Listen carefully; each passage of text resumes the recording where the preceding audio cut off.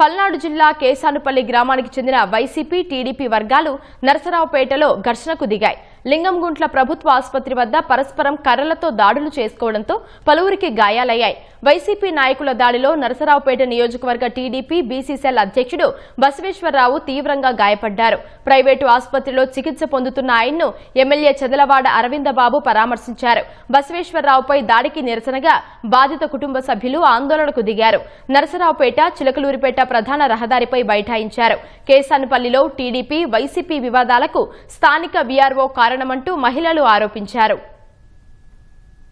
నాగరాజుగాడు, చంటిగాడు, నానిగాడు, కోళ్ల బుజ్జిగాడు, పిచ్చిగాడు వీళ్ళందరూ కలిసి నా భర్తను చంపబోయారు. నా భర్త చెయ్యరిగింది. వాడు మాతకి శాంతిగాడు కూడా వైసీపీ పార్టీ వాళ్ళు నా భర్త టీడీపీ నాయకుడైన మండల ప్రెసిడెంట్ అయినా గానీ వాళ్ళు కాపగాసి నా భర్తను కొట్టారు. అది నా భర్తకే ఉన్నాయి. దేవుడు బాధ్యత. దేవుడు న్యాయం చెప్తారు. నా ఇద్దరు చిన్న పిల్లలకి వైసీపీ పార్టీలో మీరే కొట్టారు.